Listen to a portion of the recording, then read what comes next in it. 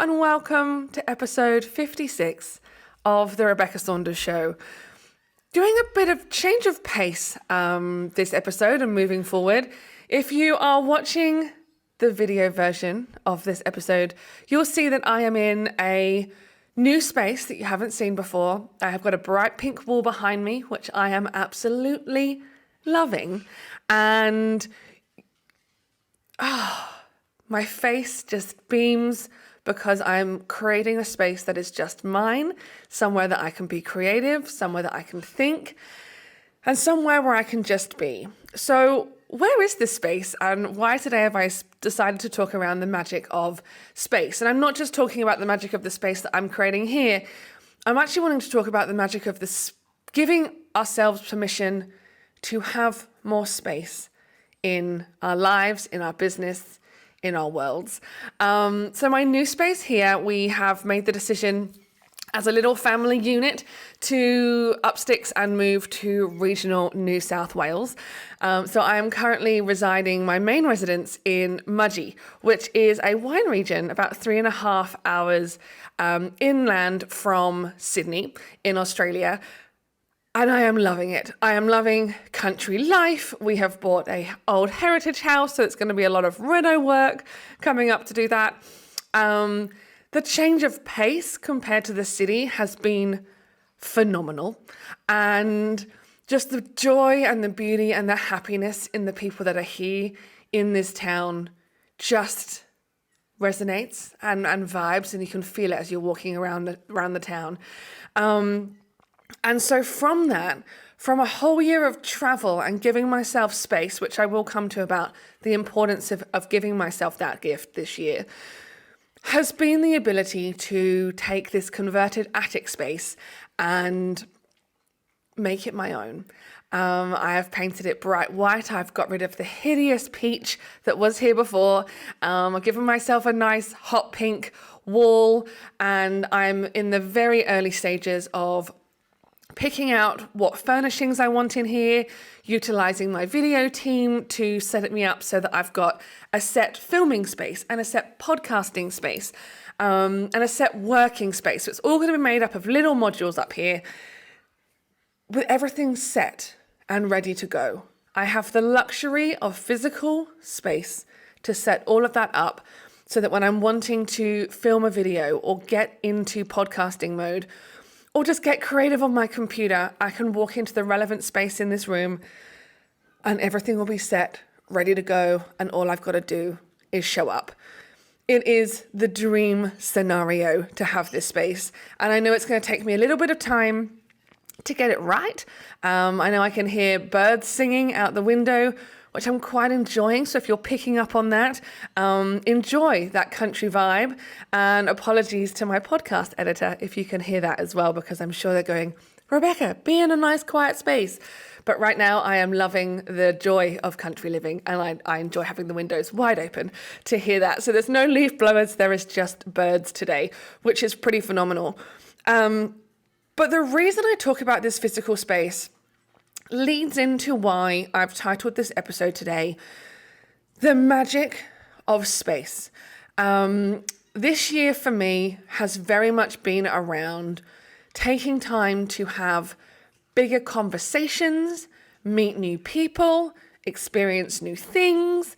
I have gone and travelled to Necker Island with Business Chicks and spent time with some phenomenal women on Richard Branson's private island. I've had a couple of conversations with him while I was on that island in terms of just bigger picture thinking and the way of just designing business and life differently, which blew my mind, the level of which that level of conversation was, and I'm still processing that. And that was back in May that I went on that trip.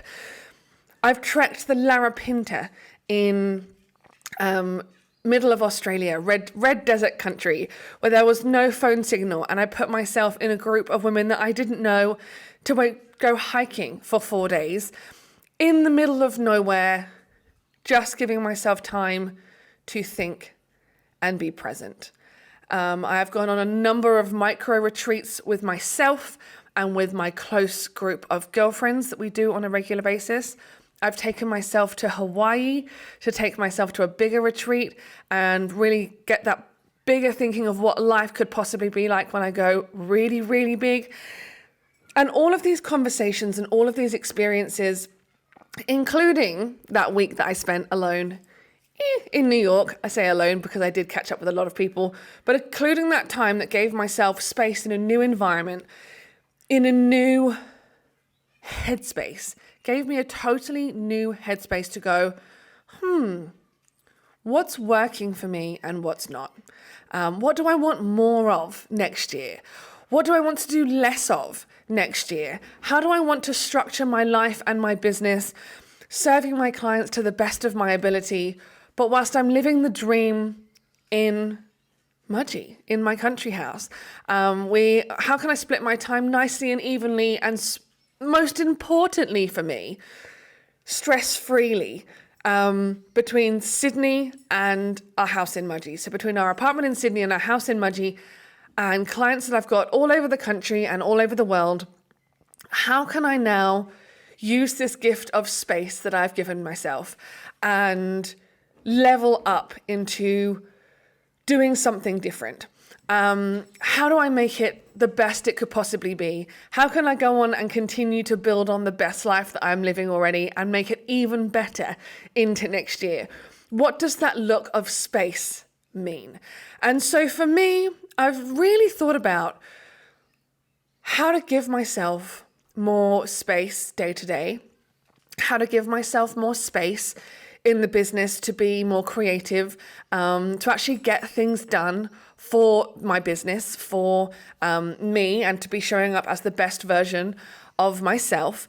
And that looks to me like removing some things, right? Like removing some things, subtracting some things from my life that are not serving me a purpose anymore, that are not ensuring that I'm living the best life possible. And so, in fact, I was listening to a podcast this morning from Ali Brown, who was also talking very similarly, and I think she called it subtraction. Something around subtraction was what she was talking about.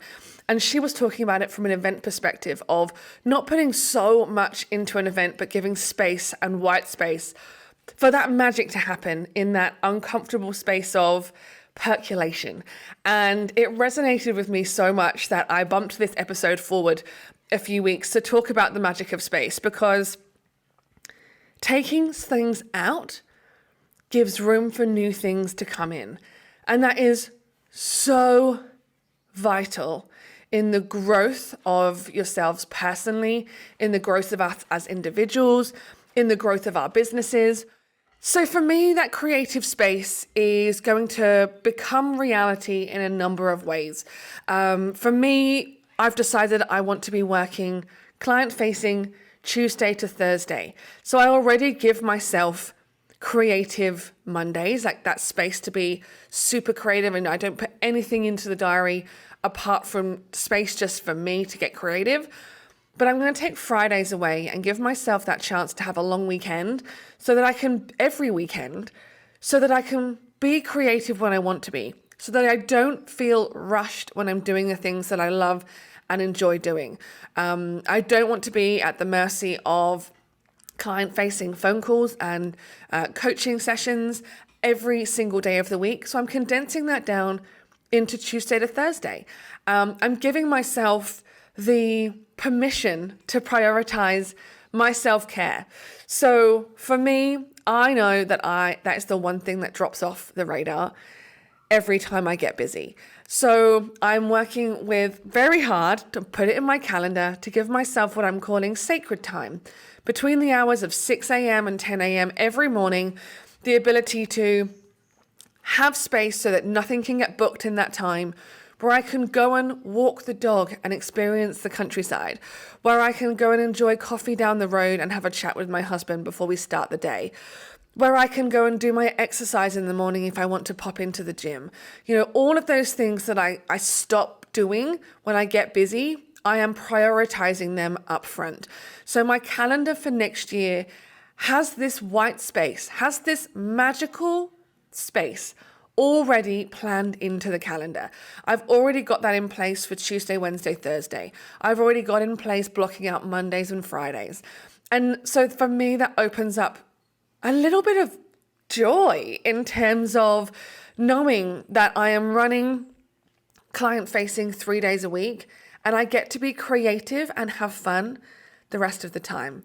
Now, that may sound very strange to those of you that are listening and watching that are working standard 9 to 5, or business owners and business leaders who started their own businesses to have ultimately that creative freedom, but are finding themselves working 8 a.m. to 8 p.m. and later because, there's always things to do in business and there are always things that we can be tinkering on, and there's always more and there's always more and there's always more and there's always more. And I'm just urging you to stop. Just stop and think and evaluate what's actually important. What are the tasks that is going to move that needle forward so that you're projecting yourself as far forward as possible with the minimum amount of resistance. So in front of me on my computer, I have a Post-it note that has been on my desk for the last 12 months that says slow down to speed up.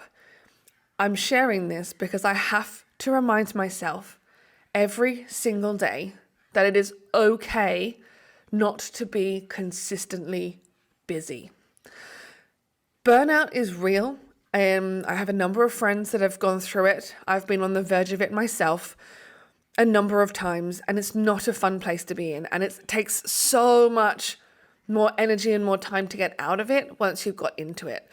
And so knowing that and having gifted myself the ability of having space and having that creative outlet and time to just be creative and be present and get to know myself and what I want for my life and my business moving forward, gives me the opportunity to remind myself that it's okay not to be constantly busy.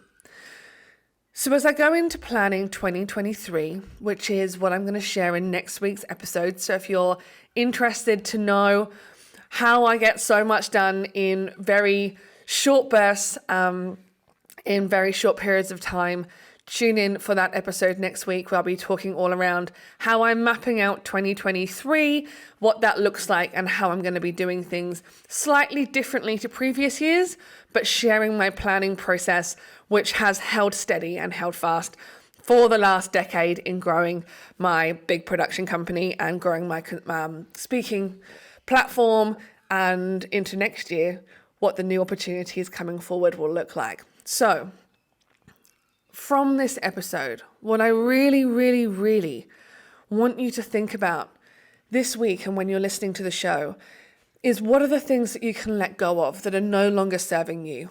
What are the things that you are doing week in, week out, maybe day in, day out, that you're doing out of sheer habit, not out of joy, not because they actually serve a specific purpose necessarily, but because you're doing it out of habit and you haven't changed the way you've been thinking about it, and therefore you keep doing the same things and making yourself feel ridiculously busy. So my challenge to you this episode, where can you give yourself the time and the space to be creative?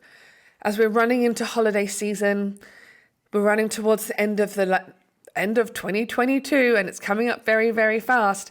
It's going to be really easy to keep that momentum going, crash into the holidays, get busy with family and friends and festivities, and then pick up in January and start the rat race again. Stop, think, reflect.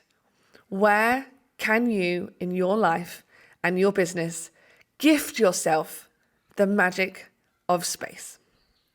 Let me know in the comments.